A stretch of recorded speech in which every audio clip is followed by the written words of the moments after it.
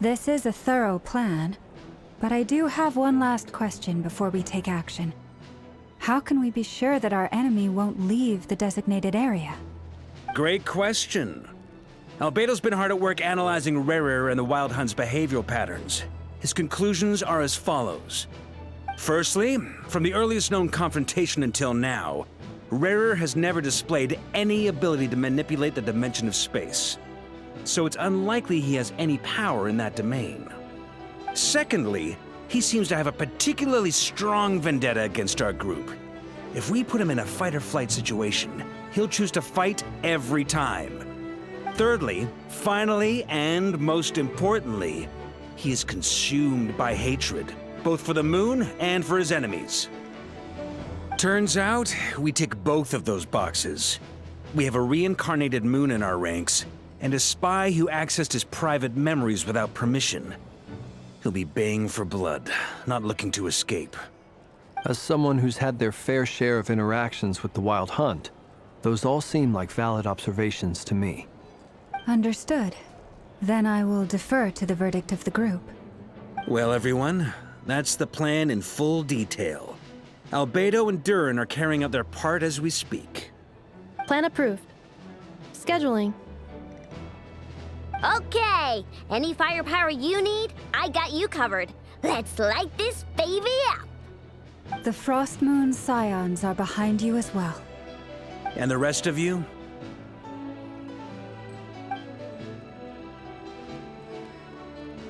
No objections?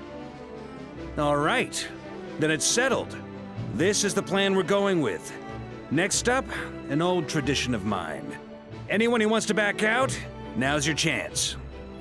Wait, we can still back out of this? Everyone says things they regret, right? I don't want anyone feeling trapped because their mouth said yes before their brain had time to think things through. A very people-first approach. I hear that's common practice in the Knights of Favonius. Heh. Who'd you hear it from? D-Luke? Shh. We don't use people's real names at work. This contact will be known only as Owl, please and thank you. This plan can only work if everyone does their part. Flint's and I will absolutely support it. We shall indeed. You'll be glad you accepted our help. Also, you are the last person I expected to see here, Miss Dory. It's not often I get called Dory in a work context. My peers usually call me Lord Sangamabe. So, the longer your name, the higher your net worth. Is that the idea here? In that case, Mr. Flint's here must be worth a fortune. That's right, I know your full name. It's... The walls are thin here. I'd appreciate you keeping that a secret. Okay, fine. I'm actually only here as a favor for someone else. Do you have any idea how much it would cost to hire me otherwise? Oh, does this mean someone out there actually has the power to boss Dory around? It most certainly does not. We have a long-standing and mutually beneficial business partnership. She's actually the mom of a friend of yours. Said mom supplied me with a great little trinket, but now that lady's ruined everything. If I don't start building a little goodwill now, my whole business in Notcry is gonna go down the drain! Okay. So what exactly is so special about this pendant? It's a lucky charm that a great mage made for me. We have a business relationship, and she was worried that something bad might happen to me. So, she wanted me to have something that can store power to protect myself with. I finally got it all fully charged up with Kovaki, and then never went and used it all up at once! Never lost so big in my life! You're right. It was all my fault. I didn't mean to drain all the Kuvaki in the pendant, but I'll make it up to you. You will? Well, in that case, how about you give me your chess set, and we call it even? I knew you'd say that. Well, it's yours if you want it. In fact, take it now, and I'll even throw in a free Raker of Solnari. Deal? You're putting me in a difficult position here. It's a very useful thing to have around, but I have a funny feeling it won't be around much longer. I guess we'll see in a couple of days. Looks like bankruptcy for me. Hey, don't be so pessimistic. See this through and you never know. You might find a new business opportunity on the other side.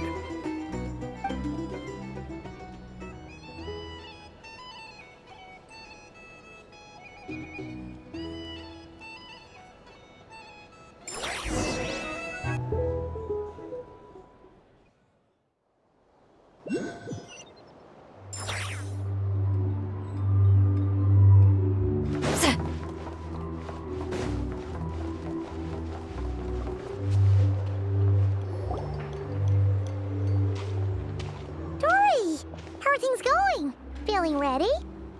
Oh, I was born ready. We only have 2 days. You think Lord Sangamabe would let an opportunity like this slip by?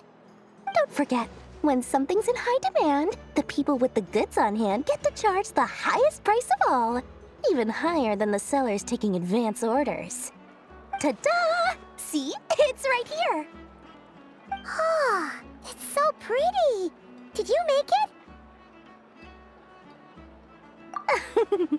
No, I have a supplier. We go way back, so he made me a very attractive offer. Aha! No wonder you were talking about Lucky Charms at the meeting. You've been getting Kave to make them for you. That's not the full story. It actually started a while back as a project between me and the Dendro Archon. Mage Alice once warned me that this world won't stay safe forever. There may come a day when everyone faces a great crisis. I passed this on to the Dendro Archon, and she secretly brought together a research team made up of Sumeru's top scholars to invent a technology that could keep people safe. I won't go into the details because it's all very complicated, but if you want to know more, you can ask the Dendro Archon about it sometime. Anyway, point being, it was the Dendro Archon who asked Kave to build this little contraption. As one of the top Kashara War talents, he was the obvious choice. Took him long enough. He stressed over it for ages. Must have gone through at least a dozen designs before producing a final product. But that's Kave for you. Marak delivered it to me a couple of days ago, along with a letter from Kave. Could I ask why I'm sending this technology to you? What's your proposed use case? Has it been approved by the relevant authorities? So nosy. My fault for sending him the research permit to begin with. Surely Nahida must have told him you were involved in this project. He was probably just nervous because you're always so secretive about your business. Could be. Anyway, I just replied, let's hope there never has to be a use case, because it would involve grave danger. Fair enough. But it sounds like he was just being cautious. He probably felt responsible as the one who made it. Or maybe he was asking as a favor for his housemate. He's done that before. Not sure why, though. His housemate doesn't seem to really care that much about this kind of stuff. Either way, all's well that ends well. I'm just glad to finally have my hands on the product. I wouldn't want to be without it, given the potential dangers that lie ahead. Huh? What does that look mean? Paimon's just super surprised. This must be the first time we've ever seen you actually get serious about something.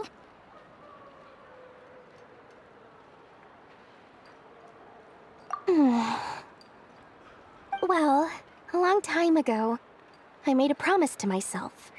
I promised that I was gonna live every day of my life with a big beaming smile. Obviously, Mora plays a big part in that. But there are always gonna be times in life when you have to give something back. That could mean paying back a debt, returning a favor, or showing some kindness. Alice has been a huge help to me over the years. She was the first investor I ever had. And I want my investors to know that Lord Sangamabe is the best in the business. And more than that, no one knows what the future will bring. Whatever happens, I want to make sure the Dendro Archon and all of Sumeru is prepared to face whatever comes. Oh, that? I was just making sure Nefer and I are square. Don't be thinking it was some sort of benevolent act. I'm no saint, so don't treat me like something I'm not. My priority is doing the business that I want to do, so long as my conscience lets me, but it usually does. That's the Lord Sangama Bay business model. All right, if you say so. I do say so, and that's the whole point. I'm a businesswoman. Don't go trying to figure out what kind of person I am. You'll exhaust yourself. Much easier for everyone involved if you just take my word for it. Oh, and could you two help me get this stuff where it needs to be? Thanks so much. You're my favorite assistants.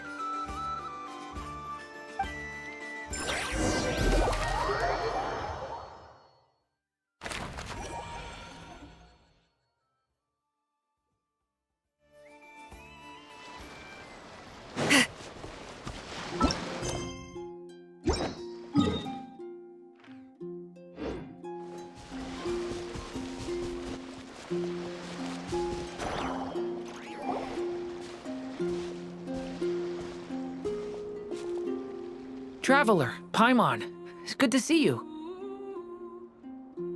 Everything going smoothly over here? Sort of.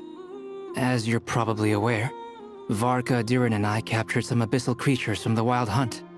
Per the plan, we dissected and analyzed some samples of these creatures. The process went very smoothly. The findings, however, come with some troubling implications.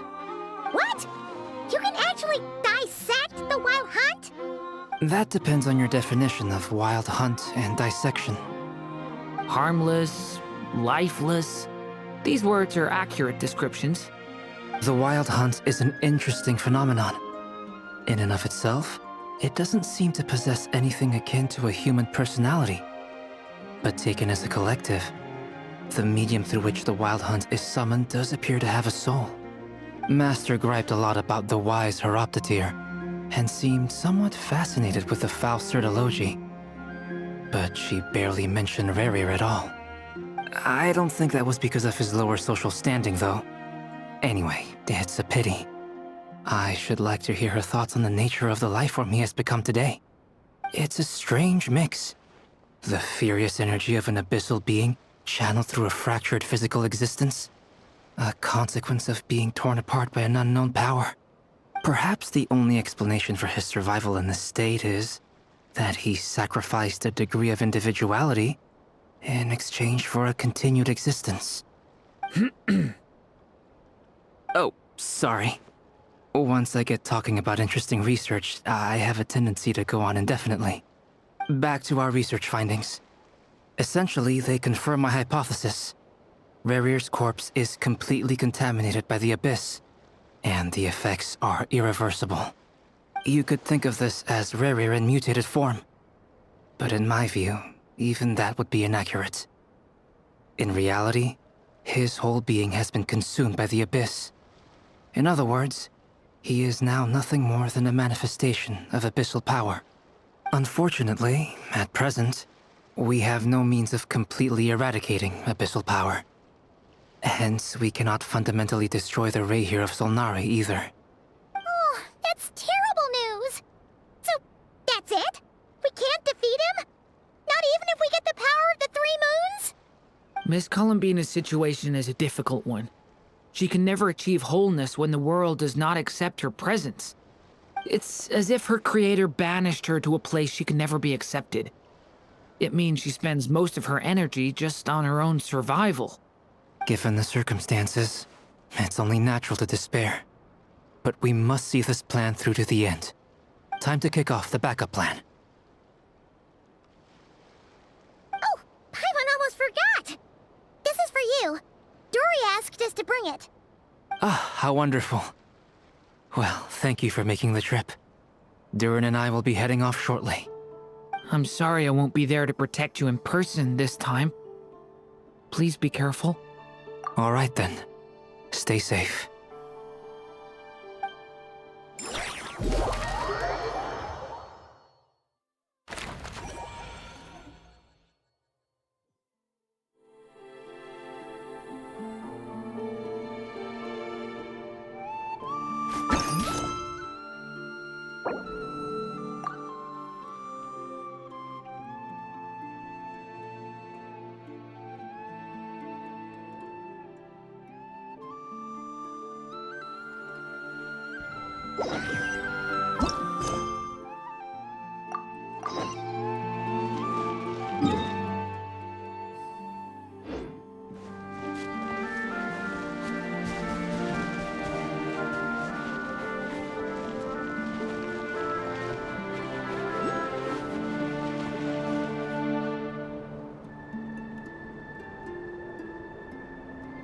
Miss Lauma, is everyone here? Yes. The fate of my flock is in your hands, Grandmaster Varka. Please keep them safe. My lady, what are you saying? Within the next 24 hours, we will face the biggest crisis the world has ever seen. This is not a burden that we deserve to bear, but I believe that we reap what we sow in this life. So I intend to act. I must do what I think is right. For me, that means fighting for the future of Nodcry. This gentleman is the Grand Master of the Knights of Favonius, Varka, Knight of Boreas. In my absence, please follow his lead. Hey, everyone. Guess I should introduce myself. Well, to start with, I know my way around a battlefield. Biggest strengths are honesty and hard workingness. Anyway, point is, I don't intend to let Lauma down. I'm gonna do everything in my power to keep every last one of you safe and sound.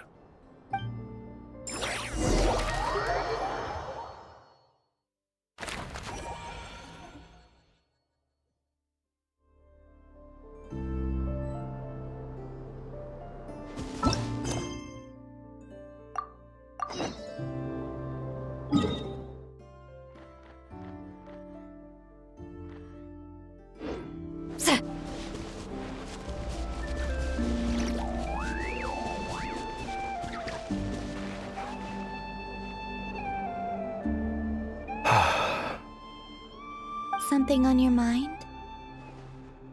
Miss Columbina, was it? I believe that's how the others addressed you. That's right. Names are funny things.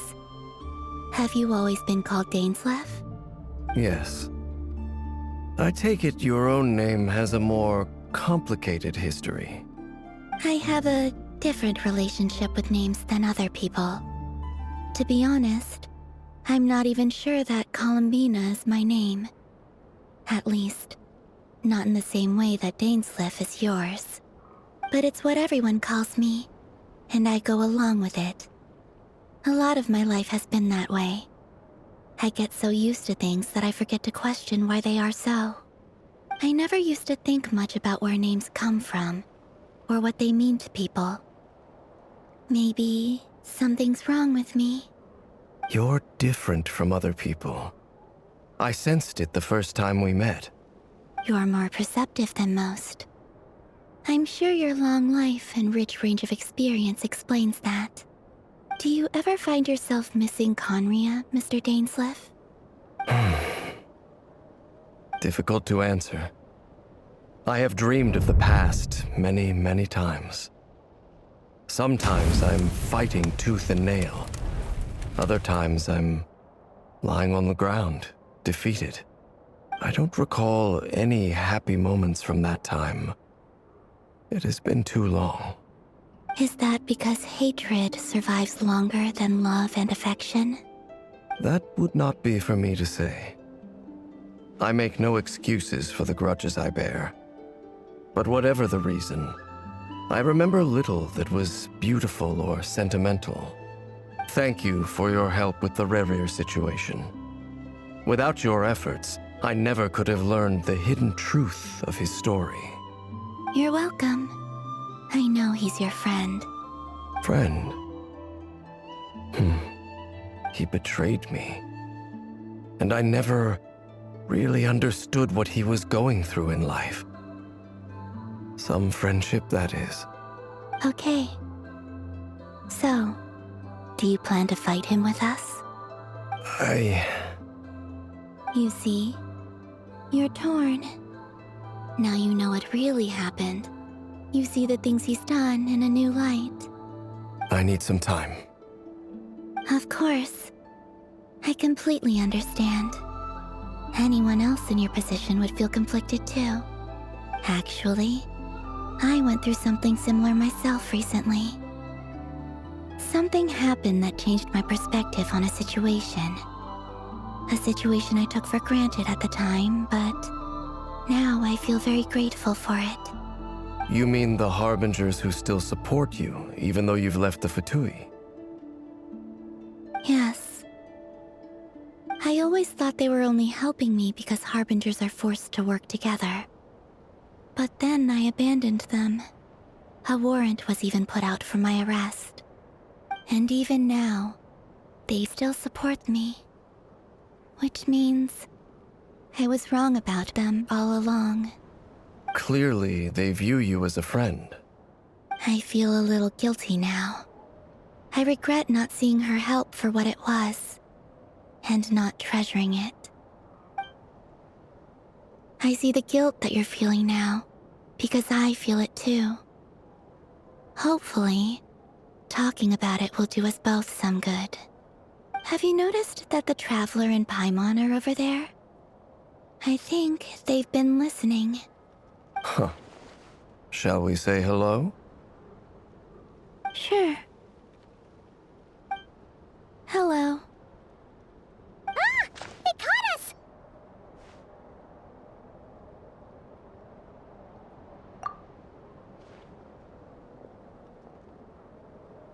I apologize for making you worry.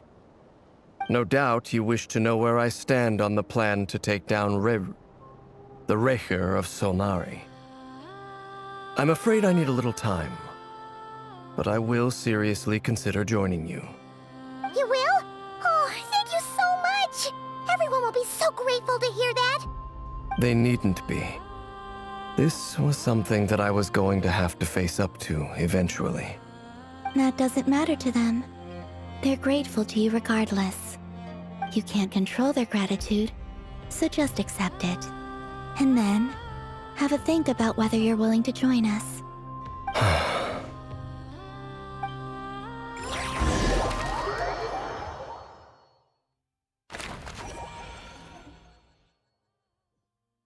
It's nearly showtime! Let's go rendezvous with the others. You know the place.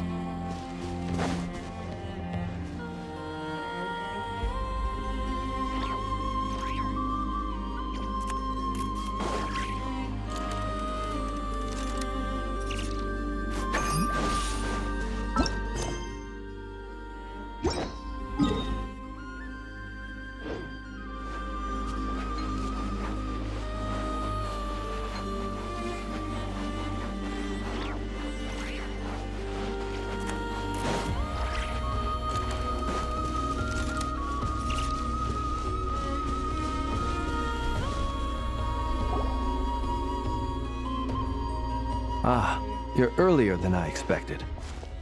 Hey, Flints! Been waiting here long? Not too long. I came a little early so I'd have some time to think. Are you nervous about the battle? Quite the opposite. I'm reminiscing on my past battles. When I was awakened by the Ratniki, I had not touched a weapon in many years. I felt like the battlefield was not where I belonged. But after waging war against the Wild Hunt for so long, I came to realize something. A life of absolute peace is simply not a possibility for me. My restless flame indicates that somewhere inside of me, there is a deep yearning to root out the evil in this world. Oh, that doesn't sound like such a bad thing.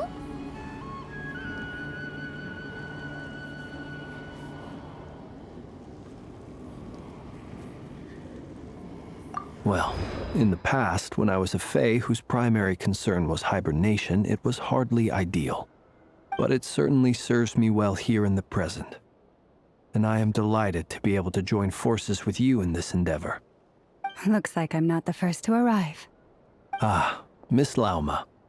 Did you sleep okay last night? I struggled to settle down at first, because of the nerves. But don't worry. I got enough sleep in the end. I'll be just fine.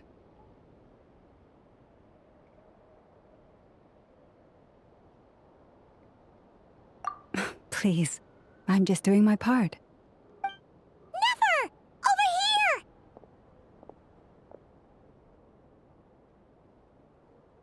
here! Aino asked me to relay a message.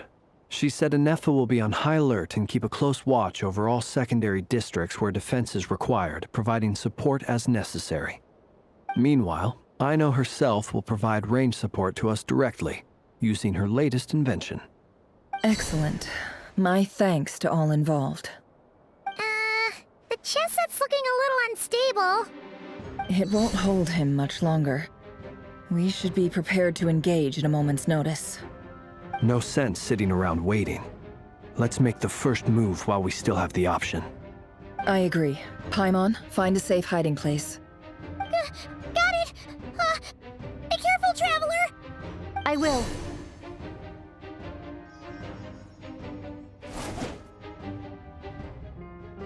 Everyone, take your positions as soon as the battle starts. Every ounce of strength we have in our bones, let us bring to this fight. Ready? Let's go. I've seen all your futile ploys before.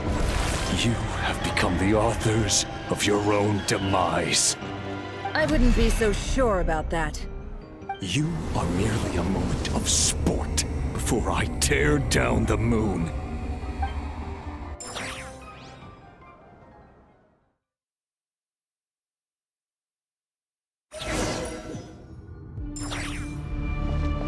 Stay on. Moonlight betrays you.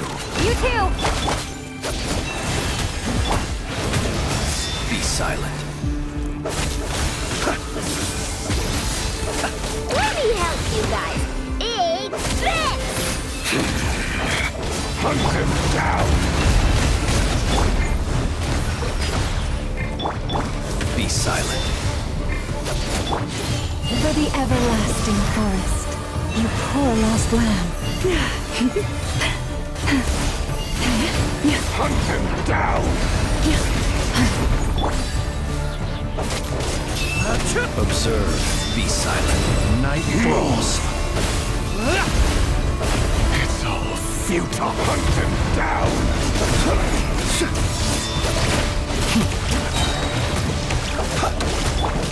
Go! Moonlight. Pathetic. No, seek within. Can't hide the Hunt truth. him down.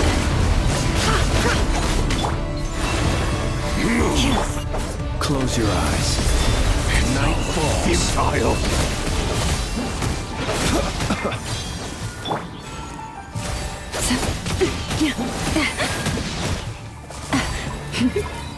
The moonlight Leave this place. betrays you. With one heart, we pray. Be silent. It all adds up. Go! Bombs away! The moonlight betrays you. No, can't hide the truth. The deception ends here. Time to come clean. The moonlight By the betrays frostman you. of old. It began with the moon, and so shall it end. The moon will protect you. Branch into song.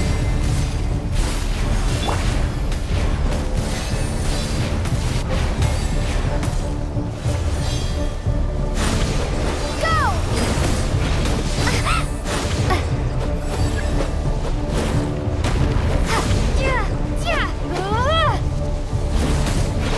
Water jet!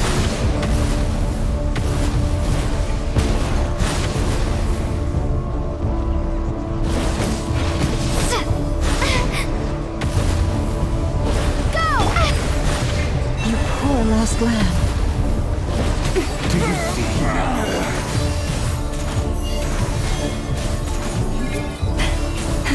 Van here. When will it be as you foretold? Forest, protect us.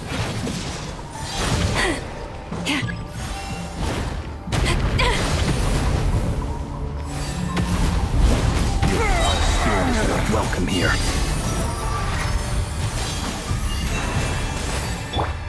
Go! Wipe out! No more lies. It all adds up. Seek within.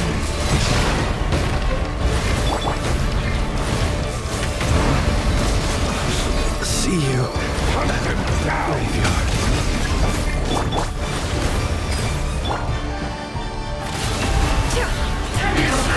Futile. Lush as the moonlight. Hunt them down. Oh, first, take my broken crown. Hunt them down.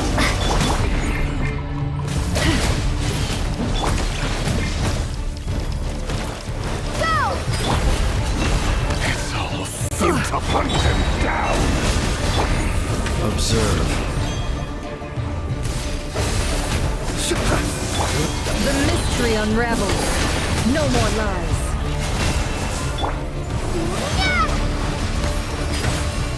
The moonlight betrays you.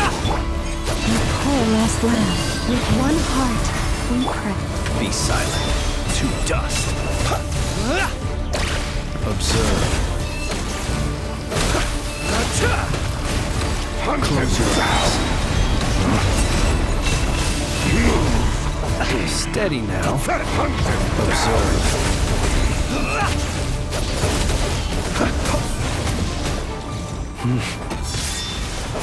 It's all futile. It all adds up. No more lies. Forest, protect us. The moonlight within. betrays you. What a joke. Close your eyes. Be silent. Night falls. Your little game of heroics is over. Move. Who wants to go first?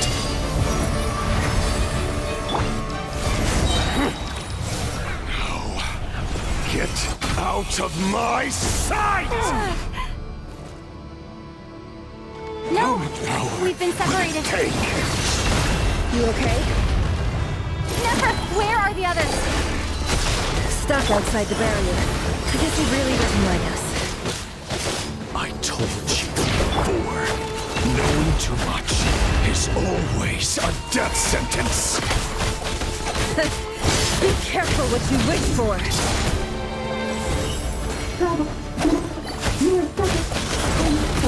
Lala! Can you hear me? Silence. Voices are gone. But at least we know they're still there. We need to focus. To the plan. Remember my most important task. Just follow me. If I can stall him for long enough, Destroyed. work hard. Reborn. I better wrap this up. Can't hide the truth.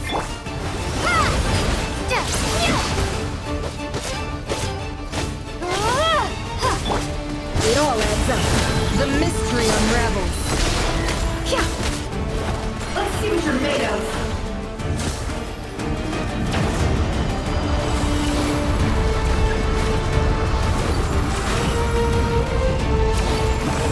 I've got this.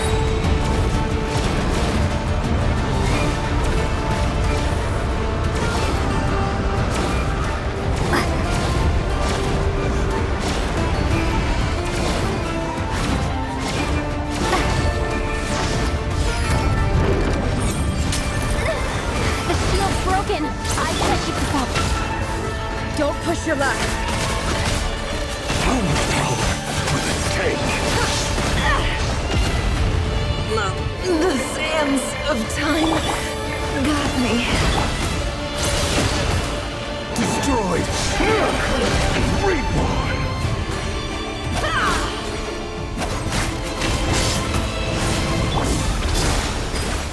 Wipe out!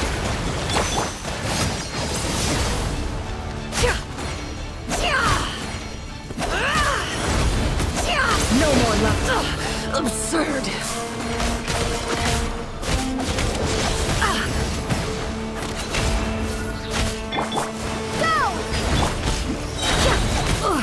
Seek within.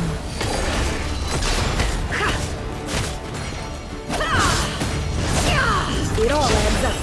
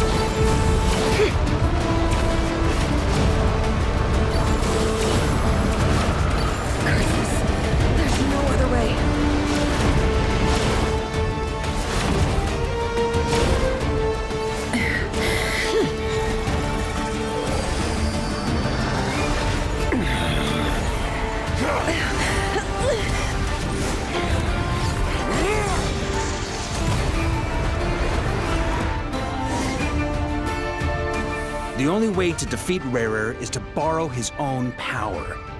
That means Columbina will have to disappear while you two bear the brunt of his attacks.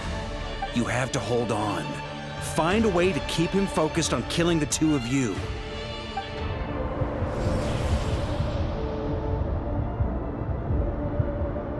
Never!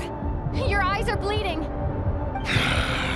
Soon you will be powerless to resist. And then, I will reduce you to dust. But that dust will plague your memories. Come on, keep holding on. Any other tricks up your sleeve? Let's see them. As entertaining as they are, you've backed yourself into a corner. You don't fool me. I see your fear clear as day. I have to stoke his rage. Make him unleash everything. You fear what you could never defeat. You fear the thought of never being able to save your beloved. You cannot win the fight against fate, Rarir. Is that what you think? Well, now it's your turn to feel afraid!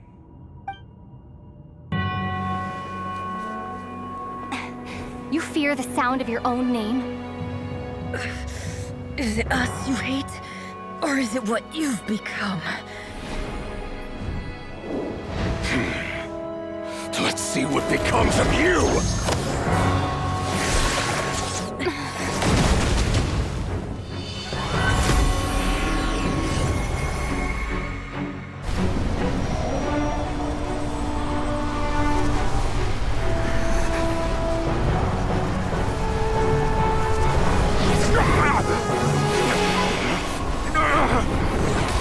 What's happening? That power. I've seen it before!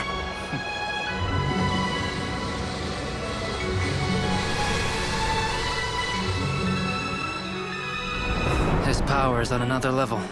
We'll need to use an alchemical array to convert his power into a usable form. Then quickly channel it into Columbina, rendering her powerful enough to compete with him. I'll join you. I can help. If I release enough abyssal energy into a confined space, it'll create a potential difference, allowing us to extract a huge amount of elemental energy.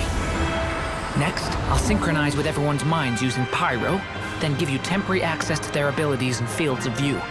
But it won't last long. Can you see?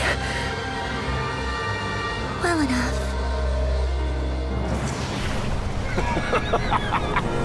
So, we have a student of Gold Rhine-Daughter in our midst! How about that?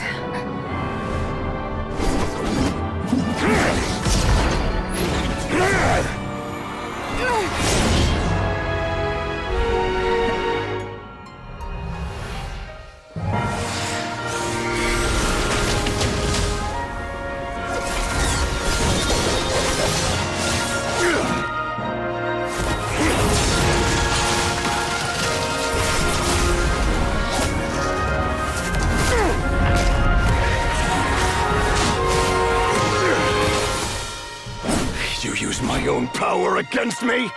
Just like how you stole Kuvaki. Look familiar?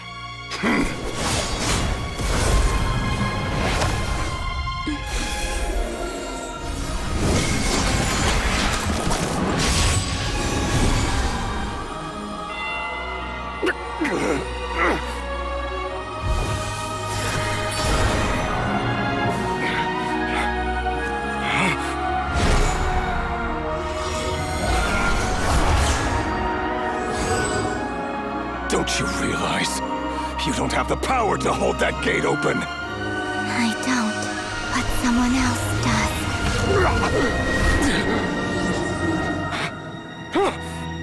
Goodbye, Rarir.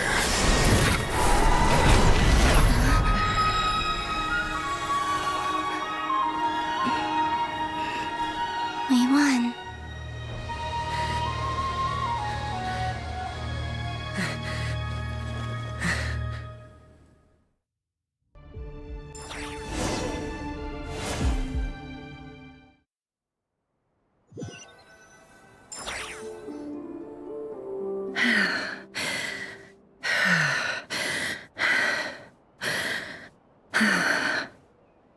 Nefer, how are your eyes? They're fine. Apart from the blindness, of course. It's not too late. Let me handle it.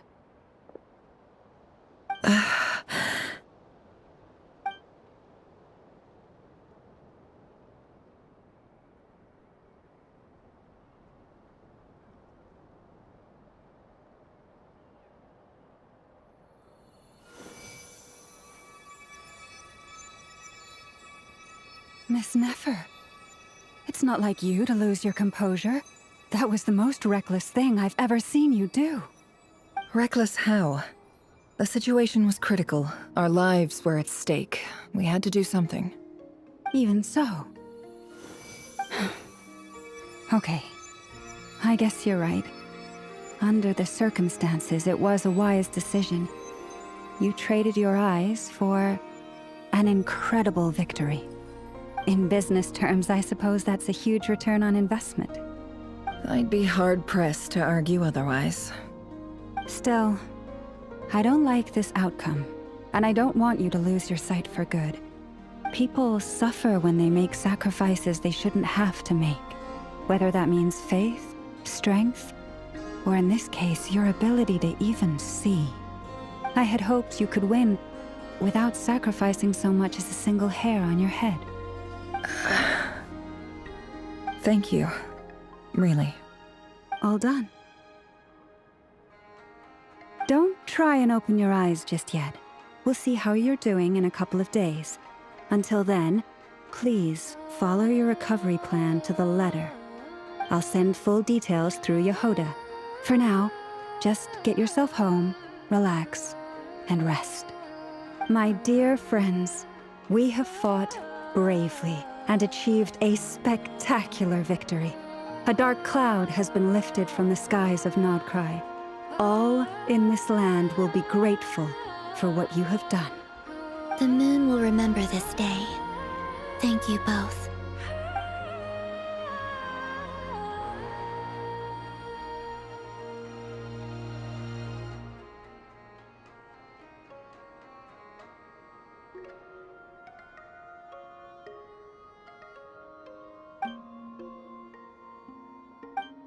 There's something I want to let you know. What is it? When Durin connected everyone's minds so I could access their powers, I also felt everything they felt. And since Nefer's eyes were injured, my eyes are hurting now too. Huh. Hold on. Let me try. I only feel the pain. There's no actual damage. I just thought I should tell you. You're right. There's no damage. That's a relief.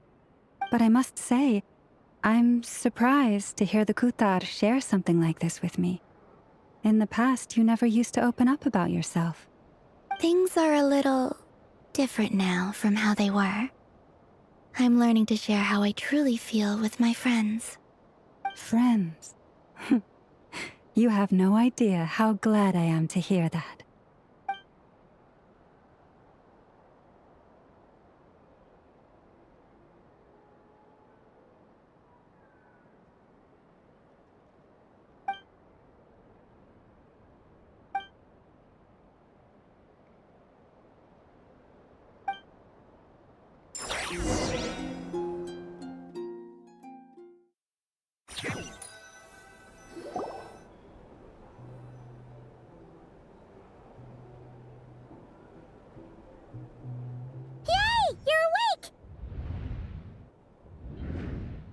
How are you feeling? Any aches and pains? Did you sleep well?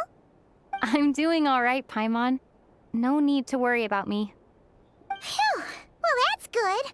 Paimon's been sitting on the edge of the bed worrying about you for ages. You slept a whole day and night. Poor Paimon had to eat all by her lonesome. Glad to hear you didn't starve. How was the food? Well, it wasn't the same without you there to share it. Honestly, Paimon just can't relax when you're not your usual self. She couldn't enjoy the food and settle down to sleep. Well, I'm back to normal now. Oh swung by earlier. He said to tell you to head to the tavern when you woke up. Varker and the others are organizing a victory feast, and they want to celebrate with you. He also dropped off some medical supplies, but you seem fit as a fiddle, so guess you won't be needing those. If you're feeling up to it, let's head over now. Wouldn't want to keep them waiting.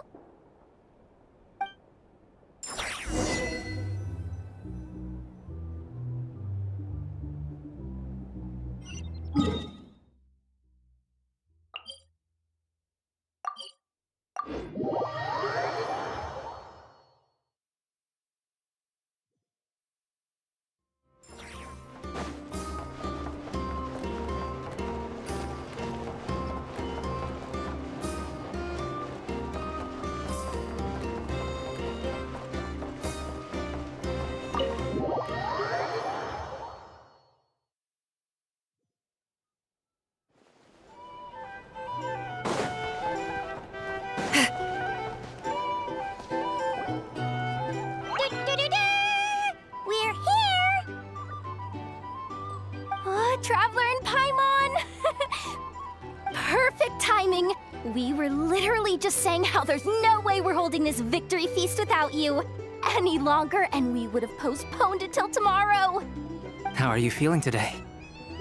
Much better, thanks. Don't worry about me. Relieved to hear it. If that changes, just let me know. Happy to check you over at any time. Yep, we're here for you. Anything you need, just let us know. Oh wait, where's Nefer? How are her eyes doing? Nefer's right over there. I'm sure she'd love to catch up with you.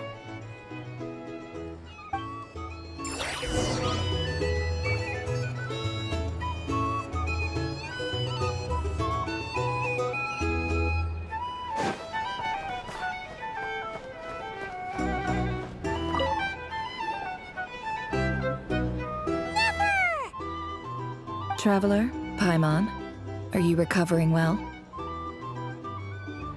Turns out that moon chanter has some real talent after all. My eyes were mostly recovered after just a couple days' rest.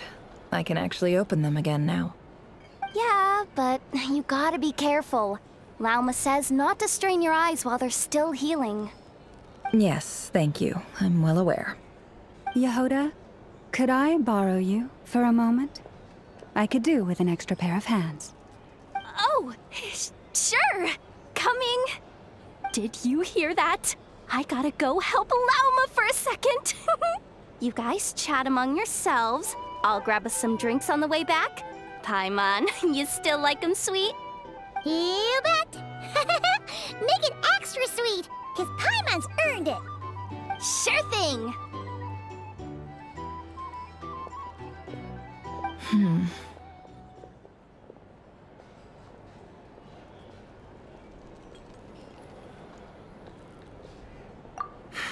The Raker of Solnari. Kind of a snake, don't you think? No, definitely a snake. A poisonous one who spewed his venomous hatred everywhere. Anyone who seeks revenge out of hatred for other people has become a snake. That's something my dad used to say. Perhaps. I'm sure it sounds like a very wise and open-hearted perspective to your ears. But me? I think hatred is a perfectly justifiable emotion. What else is left when everything you depended on in life gets stripped away? Something's gotta fuel that drive to keep on living. If you're worried about me, you can nip that in the bud. I'm not someone who gets stuck in the past. It's just... I suddenly feel like I was wrong to call my father a liar. He was just a fool. That's why the Academia turned their back on him, and why the other tribes ganged up on him. Oh, Father. How much better things could have been if you were a skilled liar. Look at the Ibis King. Thoth is a fiendishly cunning liar. And yet, strangely, he feels more like a father to me than my real dad ever was. He's never brought it up, but I'd bet he feels the same way. Why else would he give me the power to perceive the truth, while at the same time training me in the art of deception. Well, King Deshret banished him to Aru, which is essentially a prison, and posed 3 questions to him. He promised that he'd have his freedom if he could find the answers. His response was to take on a physical form and approach me, hoping that I could become his envoy and search for one of the answers on his behalf. Did he really think I'd fall for that? He's stuck there. He can't make me return what he gave to me.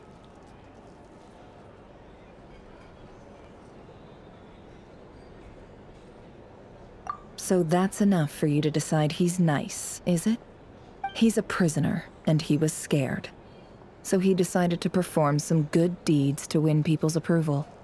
He lives in fear because he's a deceiver. How is Rerir any different? You can't work as a spy your whole life and expect a happy ending. It's preposterous. Yet I can't say I don't understand it. Liars live in the darkness of their own making, but it's still human nature to want to go on living. They say that a liar's soul is the most worthless thing in the world. What do you think?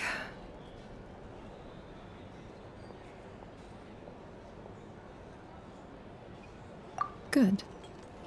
If you understand that, it means you're smart, and you see things objectively.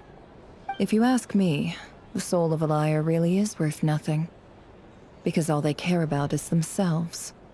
For example, when something good falls into my lap, I don't go sharing the news around. Stops other people trying to steal it from me.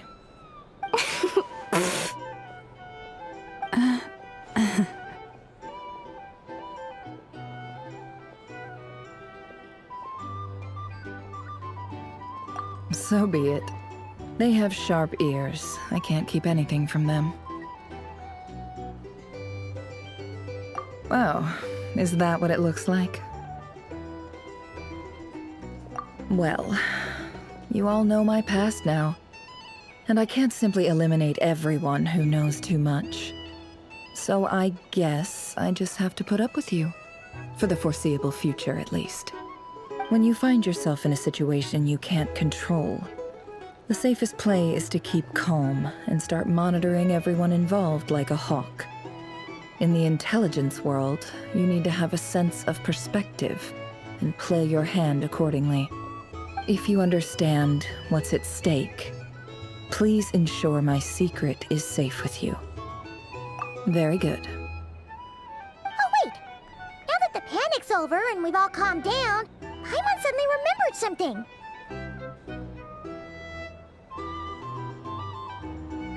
After all that build-up, our mystery ally never showed up even once.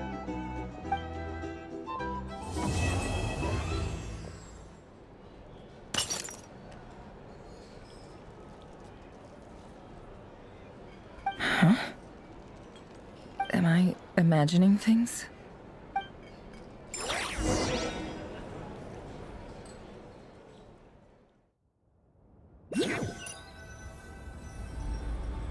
So, that close colleague who stayed behind with you? What's he been up to recently? Don't know, don't care. I get more normal human interaction from hanging out with Bosco too than him. Although, now you mention it, he hasn't bothered me in a while. I wonder if... If he's disappeared without a trace, it's the biggest gift he ever gave to the world. But I somehow doubt that's what's going on. He won't lie low forever. So we'd better stay on guard.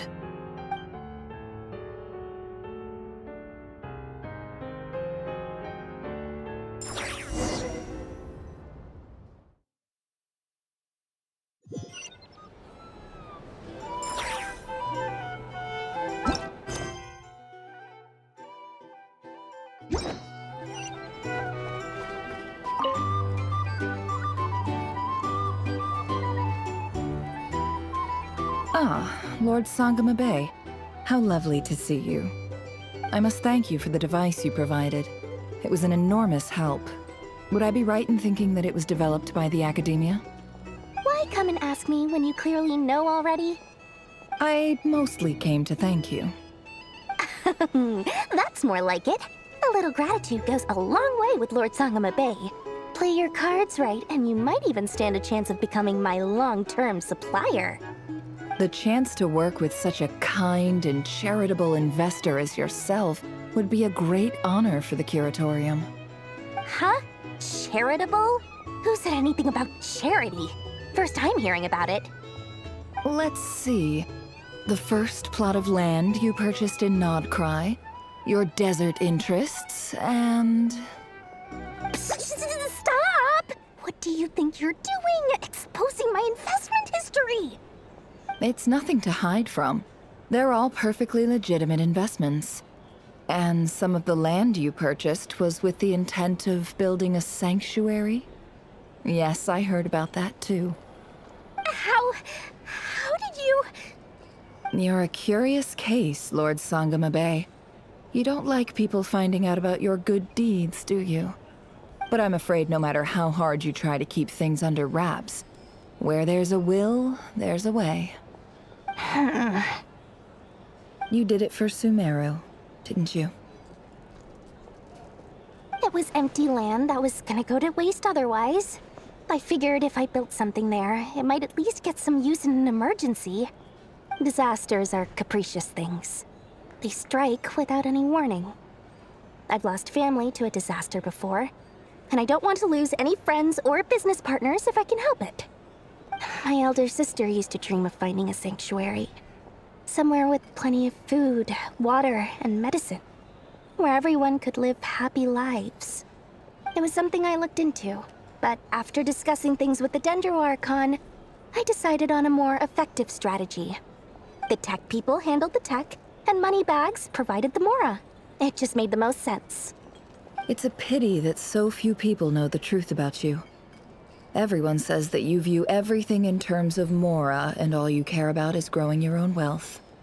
So, what's the problem with that? Everyone wants to be rich. It's human nature. So yes, I love Mora, and it's nothing to be ashamed of. But surely you have dreams of your own, beyond just making Mora. You don't get it, do you? My dream is to invest in other people's dreams. And, you know, make a nice little slice for myself along the way. Just thinking about it makes me happy. That sweet, sweet sound of Mora. Thank you. For the device? And the pendant. Oh, that. I was just returning a favor. Don't worry about it. Seems like we've both been away from home for a very long time. Yeah. So long that I barely remember what my family even looked like. That would be your mother, father, and sister? Yeah, though it's been years since my sister passed away. It's not like I want to forget them, obviously, but memory can be even more ruthless than the most calculating business person. Beyond a certain point, if something isn't helping you, it just gets rid of it. My sister can't help me now. Slowly but surely, her face is fading from my mind's eye. It's become a vague impression. Not everything will fade. When loved ones pass away, the beautiful memories are the ones that last the longest. Yeah, that's true. If you ask me, that's the one silver lining in all of it. Well, that, plus, I'm sure that life is much better now than it was back then. Oh, absolutely. I have tons of Mora, a big beautiful house, business is booming, and I'm as happy as can be. You've got a lot going for you too. Boss of the Curatorium of Secrets? I'm sure there's plenty of Mora to be made in that line of work. I appreciate the vote of confidence.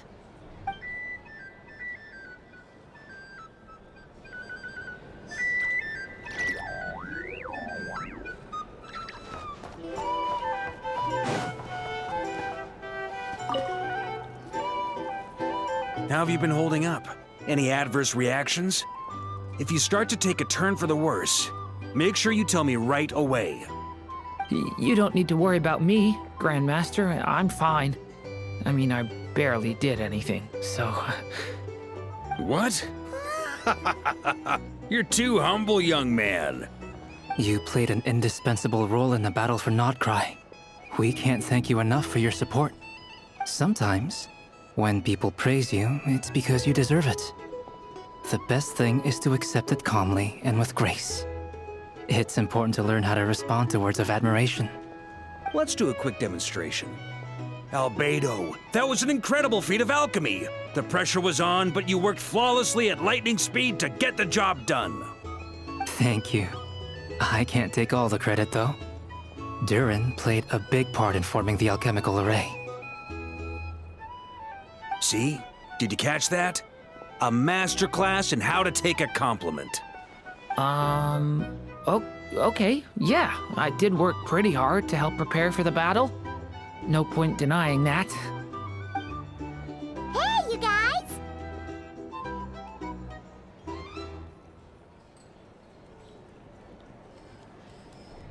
Hey, look who's bounced back. Looking good, Traveler. Seems like you've recovered. You won't need to take any more medication. Can I get you a drink? Huh? You know how to order at a bar now? You've sure learned a lot recently. Handling a drinks order is ridiculously simple compared to alchemy. Don't worry, I'll blend into society yet. Paimon believes it. You're clearly a fast learner, just like your brother. To be totally honest, though, Paimon didn't quite follow all the details when you first explained the plan to us. Don't worry, that's completely understandable. Unless you're a student of alchemy, it's hard to grasp the principle and how the process works. To put it in the simplest terms, we saw how our enemy stole the power of Kuvaki. And that gave us the idea of stealing his power to turn it against him. When facing an enemy you have no hope of defeating, it's best not to engage them in battle. So, instead of looking for a way to overpower him, we decided to help Columbina get strong enough to at least stand up to him in a fight. For this to work, we had to analyze his modes of attack, confirm who his main target was, and make sure that he wouldn't go beyond the range of the alchemical array. For added security, we prepared a total of 4 arrays. But to mitigate the impact of the battle, we identified one location in particular as the ideal spot, which is where the confrontation took place. The alchemical array absorbed his abyssal power. Then Durin processed it to render it usable by Columbina. That power enabled her to do what would otherwise have been nigh on impossible. What surprised me was that Dainsleif actually agreed to join us. Given his history with Rerir, he had every right to sit this one out. But we're extremely grateful for the decision he made. It must have been a painful choice to make. But I'm sure that making a decision was far better for him than staying in limbo. Absolutely.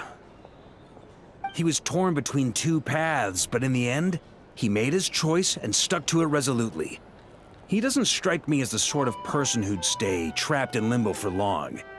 Anyway, however you cut it, everyone gave a stellar performance. And now, it's time to kick back and celebrate.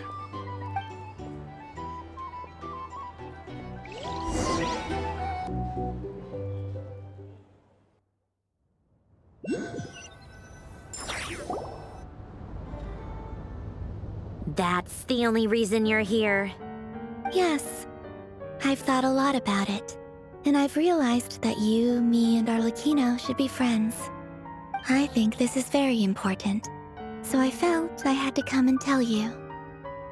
Well, this is a new one. I'm so moved. I can't even hold my teacup. If that's all, you can leave now.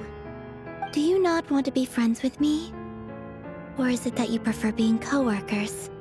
What is this, Columbina?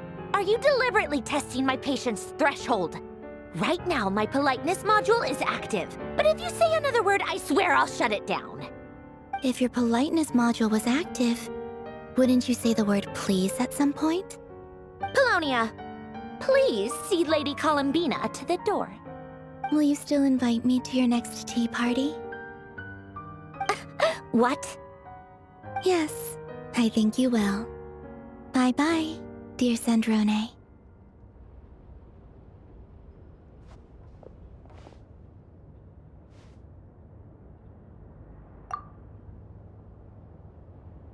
Last time, the Wild Hunt escorted you out.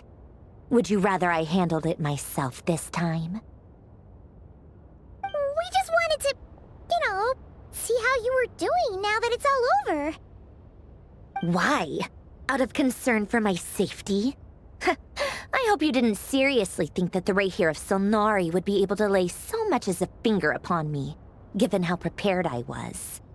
Mostly because you kind of helped us out, so we just wanted to check you were okay. Looks like all your robots are fixed, huh? Oh, don't you worry about that. Tea time is already a write-off. The visitor before you managed to kill my appetite. If you're in the mood for tea, go ahead and help yourself. Otherwise, it's going to waste. My coasters are still missing in action, though. Use this notebook instead. Whoa! Pretty hefty notebook. Look at all those calculations. You can ignore those. They're just dumb scribblings. I doodle and write in my free time. Sometimes I remember the distant dreamlike past. Sometimes I imagine the far-flung future.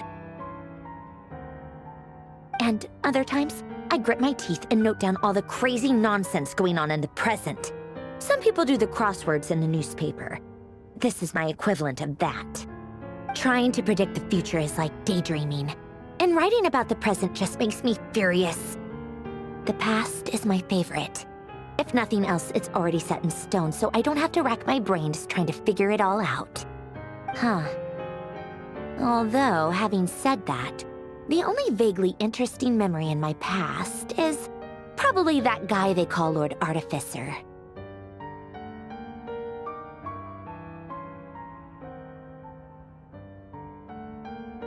Who else?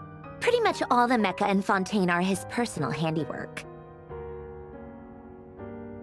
Wait, are you saying you know him? Like, personally? As a friend? I mean, I guess we were friendly enough. Yep. In fact, I'm probably the only normal person left who knew him at all.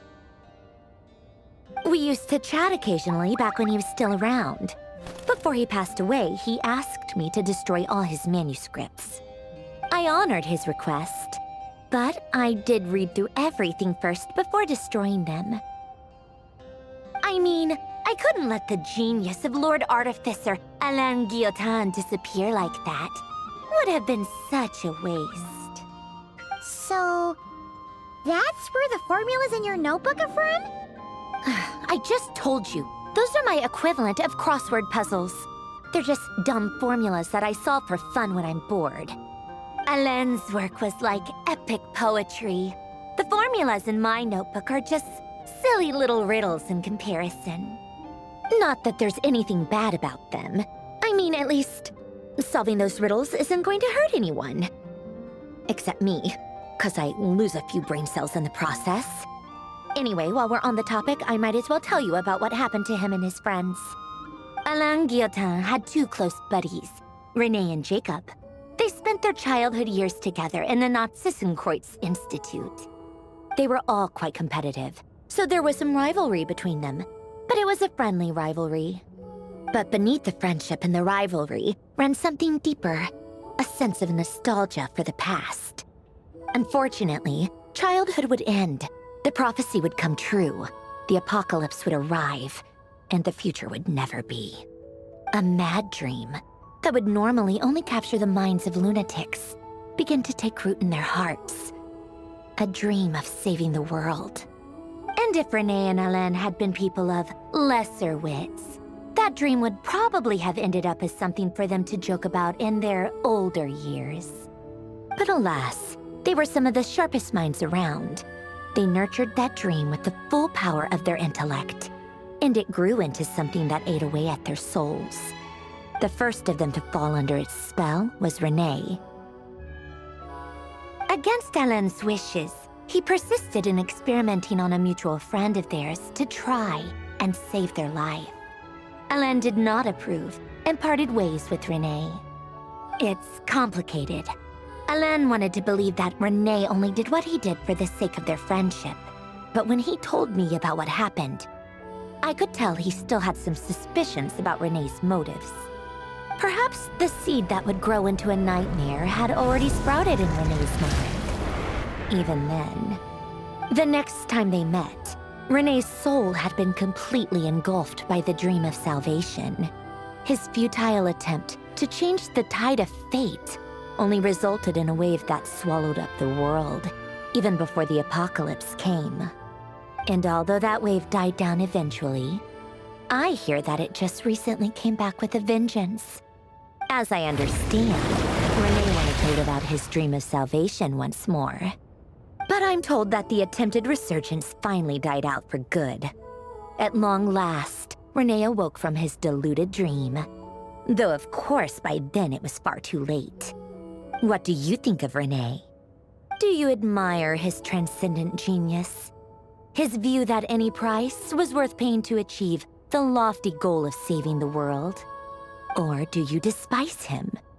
Dismiss him as an evil madman who wrought havoc on the lives of everyone around him as he pursued his delusional dream?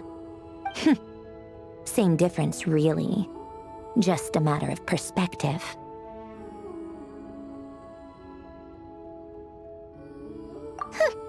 Doesn't surprise me. You share one thing in common, after all. You both want to be the savior. The only difference is, your dream came true, and his, well, he wasn't the one who made it come true. I don't like fanatics who give up their whole lives for their ideology. Nor do I like fools who let their delusions take control. Maybe I could understand if Renee had just been an ordinary person. But he had a sage-like intellect, and still managed to get himself lost in the labyrinth of his own desires. Anyway, that's enough about Renee. Now, moving on to Alain Guillotin, the Lord Artificer. He managed to put a stop to the first storm whipped up by Renee.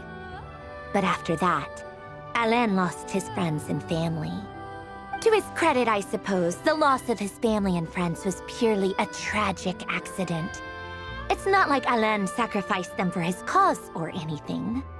After that, the only thing supporting his work was the same dream that had dragged his closest friend down to the abyss. But although the desire to save Fontaine drove him to found the Fontaine Research Institute, Alain continued to reject any form of transcendental knowledge or power. He was suspicious and fearful of it, having seen the way it had affected his closest friend. I think that formulas and machines derived solely from human intellect were the only thing that gave him a sense of spiritual comfort. Yet Alain's intellect was simply too great. It barely left him space to breathe in his lifetime. Once he realized that the end of his life was approaching, he finally accepted the truth. The Nazissenkreuz Institute needed someone, and a human being, to see its story through to the end. He quit working on his formulas, trading them in for the fairy tales that had played such a formative role in his childhood, but which he barely touched in his adult life. He told me that the director of the Nazissenkreuz Institute used to read those fairy tales to the children as bedtime stories. Apparently, they worked wonders at sending kids off to sleep. I think that all he wanted at that time in his life was to be able to sleep deeply without being plagued by depression. By that point, nothing else really mattered. At the very end, he laid down to rest in the ruins of the former Nazissenkreuz Institute orphanage, while the Fontaine Research Institute he had founded continued tirelessly with its work. Many years after that, tensions over competing dreams would once again cause a rift, this time between members of the Fontaine Research Institute. But the actions of those fools had nothing at all to do with Alain. And that is the story of two people from the Nazissenkreuz Institute who both wanted to save the world. One went all in on his fantasy of salvation without ever looking back, and ended up calmly sinking to the bottom of the deepest sea. The other sought desperately to burn bright in his life, even though he wasn't sure where he was going. I do sometimes wonder, why Why is it that people like them have such grand hopes of saving the world? Even the grandest tree starts as a tiny seed. So perhaps, for each of them, their mission to save the world began with a very simple desire: to save themselves. They were young children with friends and family who mattered to them, desires to explore the meaning of life, ambitions to have a successful career. They didn't want to see all of that taken away in one fell swoop. Or maybe they just wanted to find something to anchor themselves within the chaos, to stop them getting quietly swept away by the storms of life. But instead, the search for their own salvation took them down the rocky road laid out by fate. Do you think the desire to save oneself is enough of a justification to try and save the world? The way you said that sounded just like Alain. I asked him the same question back when he was in his prime, putting all of his energy into his work. He gave the exact same answer as you did. No elaboration, just a quick short answer before getting right back to his work. He was always that way. All right, tea time's over. I owe Arlecchino a favor for telling me these stories. I'll have to bring a whole sack of gifts the next time I visit the House of the Hearth. I'm gonna go tinker with Polonia now. You guys can do whatever you want, as long as it doesn't involve interrupting me. Polonia, exit hibernation mode. Begin diagnostics.